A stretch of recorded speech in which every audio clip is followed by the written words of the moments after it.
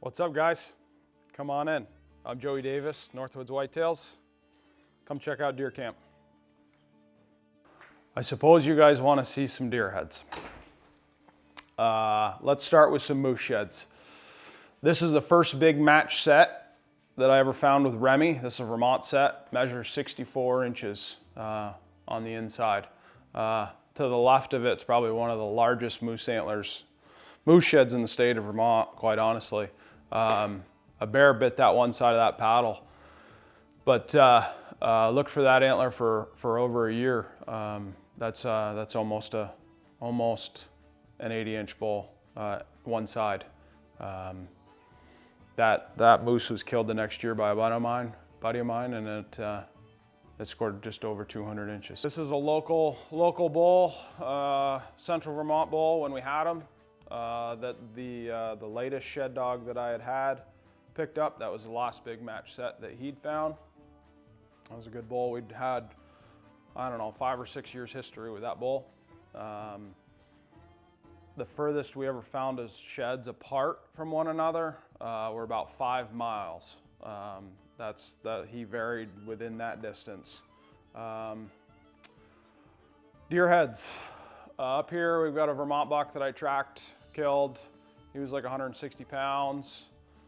That one's a Kansas bow kill. This one right here is a Maine buck that I killed, I think 2015.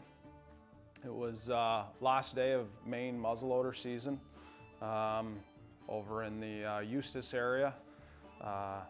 Maine was projected to get snow, and I just bought a tag on a whim. Hadn't been hunting it, had never hunted the area before, cut his track, and killed him. He weighed 205 the last day of Maine muzzleloader. And the rest of these are just some Vermont bucks. Tracked and killed that one. Actually, every single one of these I tracked and killed in Vermont. This was a nice one. This is one of the darkest set of antlers that I've ever killed. That deer was living way up high on the mountain.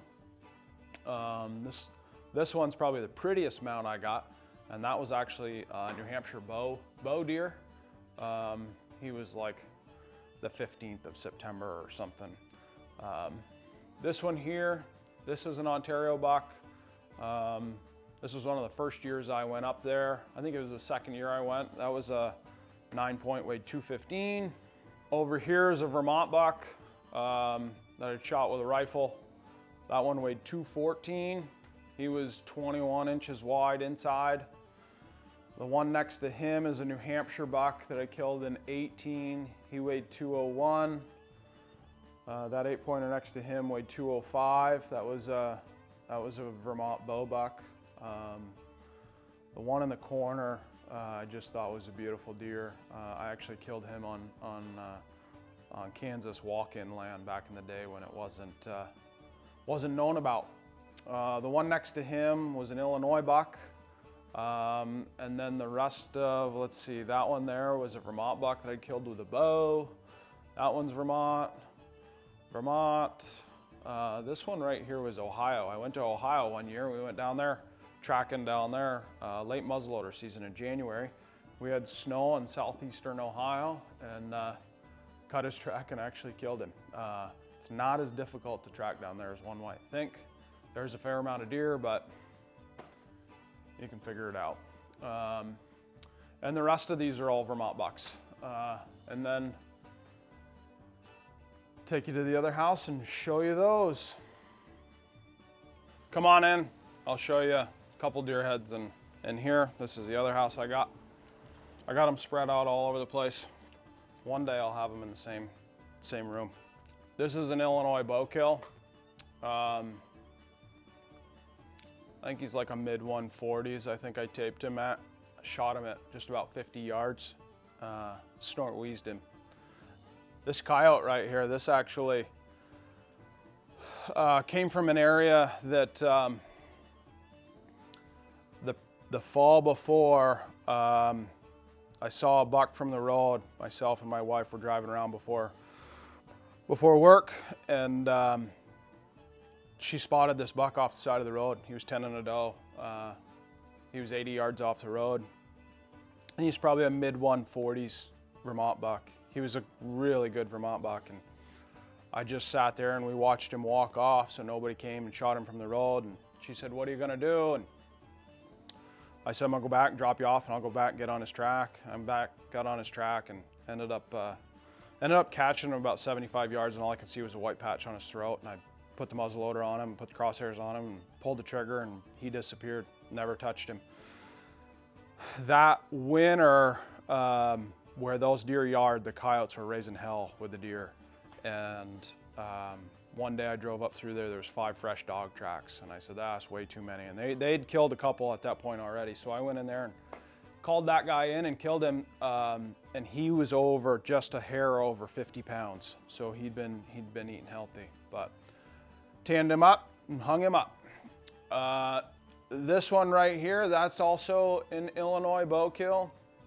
That one's a mid 150s buck. Killed him with snow on the ground. He came in trying to cut crossways. I'd seen him a couple days earlier and couldn't get a shot, and happened in a matter of seconds. I think he was 22 yards, heart shot him. I'll take you into the other room and show you a couple in there. This buck you guys might have seen.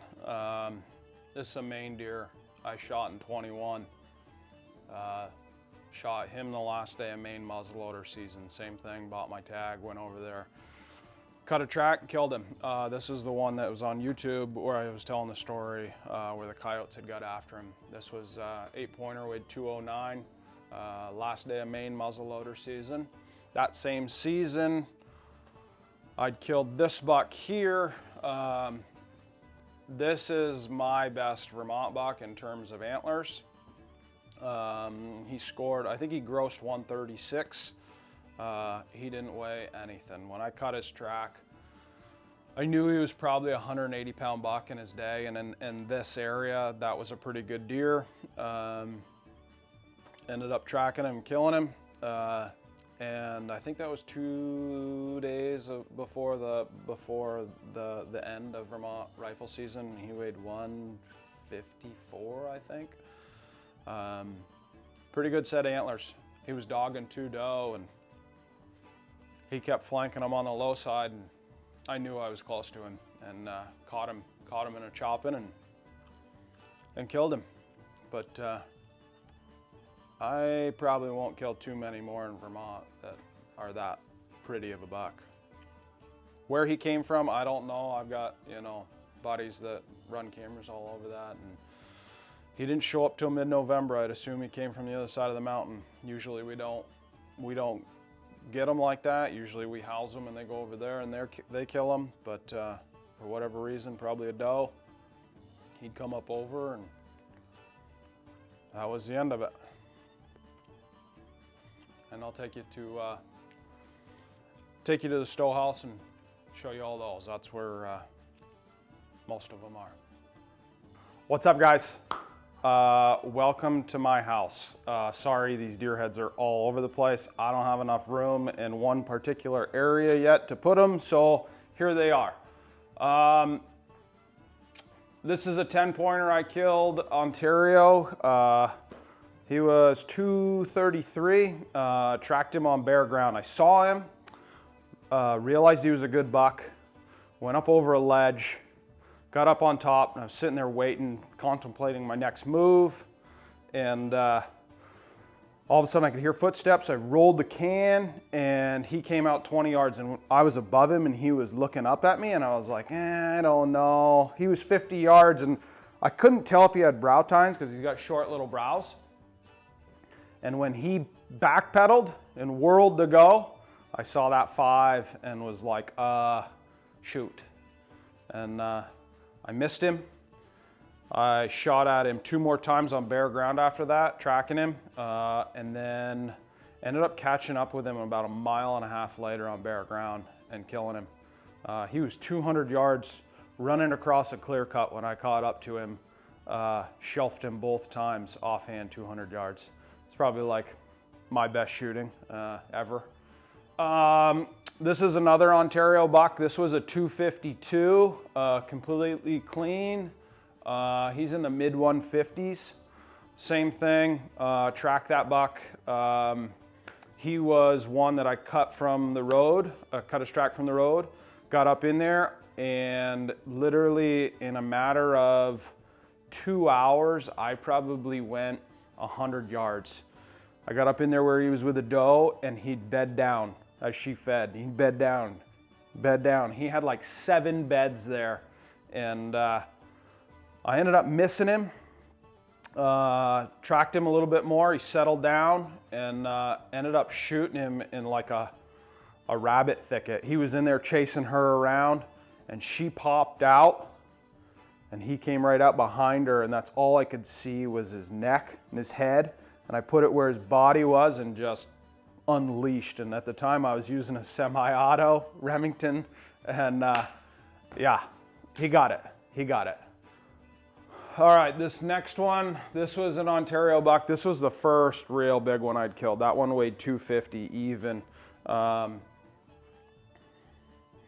We were 38 miles out a road, cut his track. He was dogging a doe, and I caught up with him, and I split him when I caught up to him. The doe went one way, the buck went the other. I went in between them and just kind of paralleled, moving real slow, thinking that he was gonna stop and go back to her, and that's exactly what he did. I had a blowdown between me and him. I actually knelt down on one knee underneath that blowdown and shot him, hit him in the neck and flipped him right over backwards. And I was, I don't know, early 20s at the time, and I got on the radio and said, "Big buck down," and the other guys were a couple miles away, and all of a sudden, before I knew it, that buck got to his feet, and he was like 6 feet from me, and I was just shooting from the hip. Boom, boom, boom. And he was dead on his feet. I'd killed him the first shot, but he still had a little bit of life in him. I never touched him from the hip. And I remember the guys getting back on the radio saying, "I thought you said he was dead." And went over there, picked him up. I was with Alan Boye at the time, and he grabbed onto him first, and he picked, that big side was sticking up out of the snow, and he went and he picked the other side up, and it's just that club looking thing on there. He was like, "Oh, you got robbed." But if he had that other side, he'd be almost 175-inch typical. This next one is an Ontario buck as well. That one scores 184 inches. I knew that buck was in there. I'd hunted that spot 11 days. Only seen 3 deer. I was like 45 miles out, and the further you get out, the less and less deer there are. And the story of that one is I tracked him. I tracked him for probably 8 hours. He did a giant circle, and at the point in time when he was close to the truck, I told my old man on the radio a direction to go. I had this spot that I called my blind. I built a little blind overlooking this swale. There was a bunch of scrapes in there, but it was all bare ground. We got snow at this point. So my old man beat feet across to it, and I kept taking that buck. He did a giant circle. He went right in front of my old man. The problem was, or went right in front of where my old man was sitting. The problem was the buck had already gone through before my old man had got there. So we got onto the track together. He was in the back and I was in the front, and I ended up catching up with that buck about a half a mile later, and I tried to get him to shoot first, and he just could not pick it out. The buck was getting ready to go, and he was like, "Shoot, shoot, shoot," and I just whirled and shot. I was already on him, but yeah, that was a big one. That took 3 of us to get him out. He weighed just about 260, completely clean. And I don't know if the scales are right or wrong. It was on one of those old Cabela scales, and I can tell you he is the biggest bodied buck I've ever seen of any other 250, 260 pound bucks. He looked like a cow in the back of the truck. He was unreal. It took 3 of us to get him out of the woods. Yeah. This next one with the split G2s, that one was also an Ontario buck. That one was 230, I think, right on the money. That one was a pretty good hunt. I just met up with my old man, and we jumped that buck, and I could smell him when we got to him.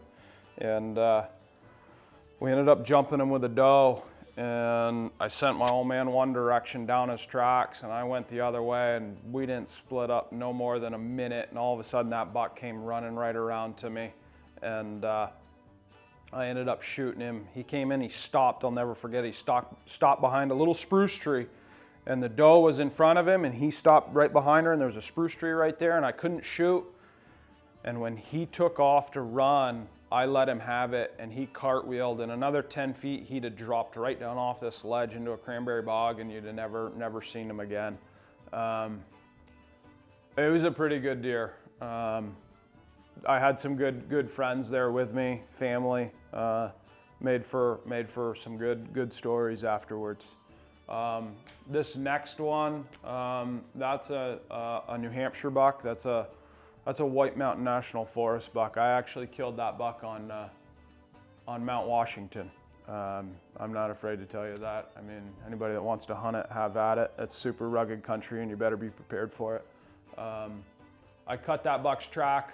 Actually, I was in there the day before and seen sign of a pretty good buck way up high.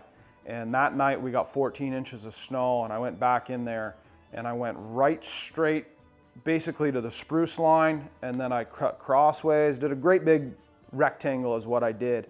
And on my way down, I'd cut his track, and he hadn't gone anywhere. He was right 100-yard block with the doe.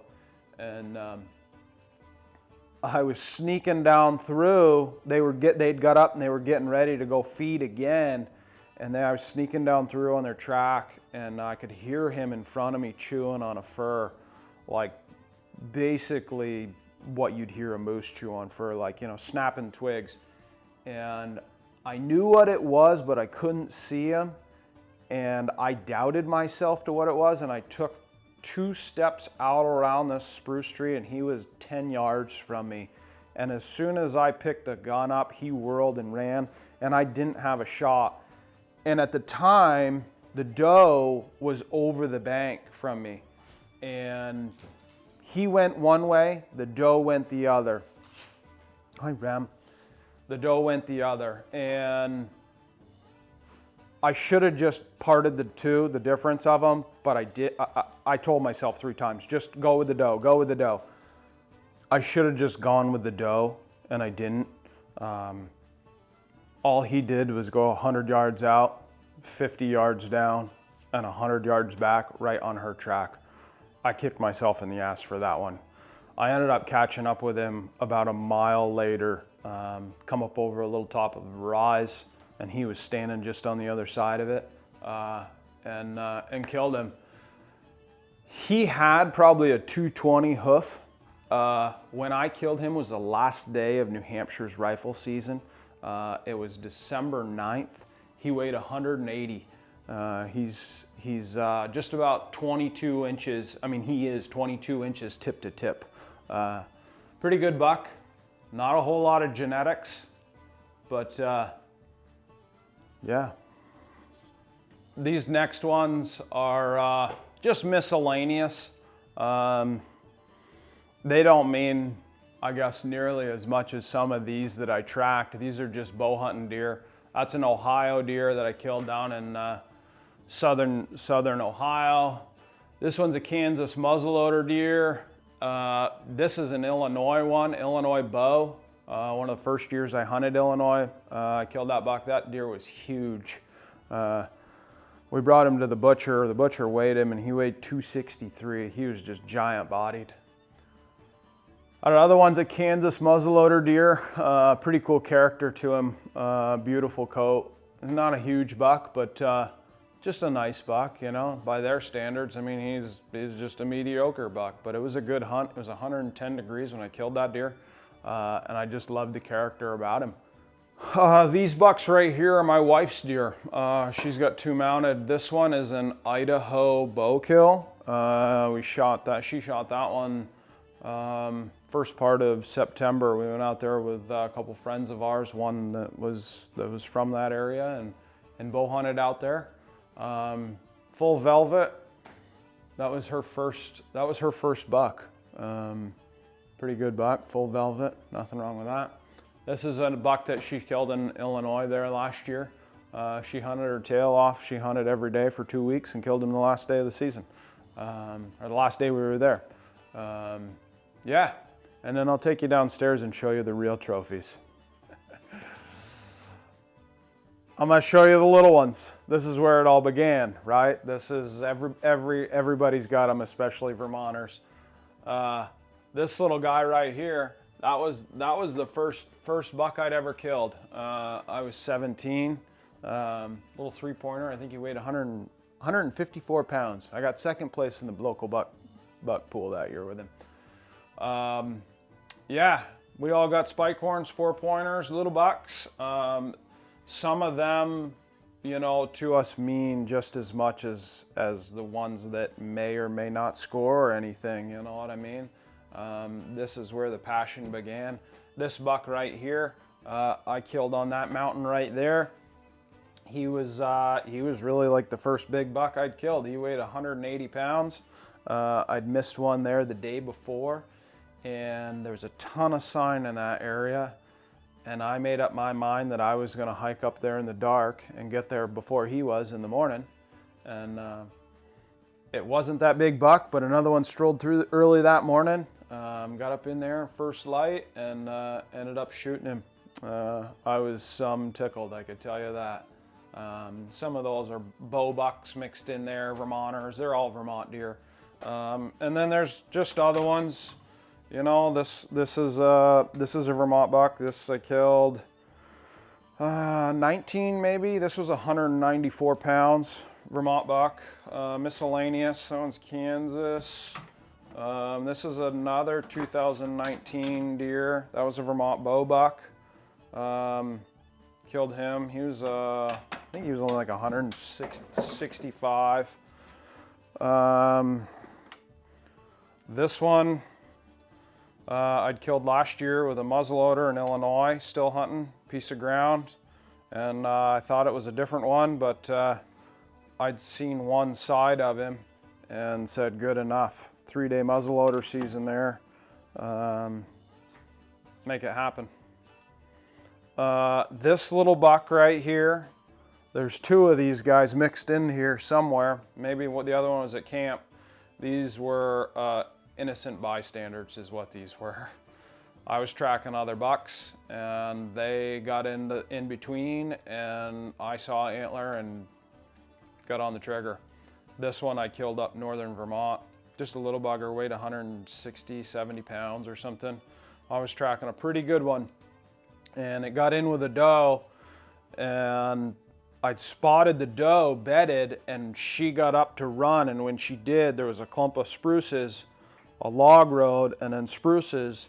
She went through, and I could tell another deer was with her, and when he came in, he took one bound into that opening, and I was already on the gun, and when he came in, I saw antler and shot, and turns out that other buck had just checked her out and hit the road, and this little buck must have come in, and well, he got it. That was a little over a 3-mile drag that day. Yeah, so, yeah, we all got them.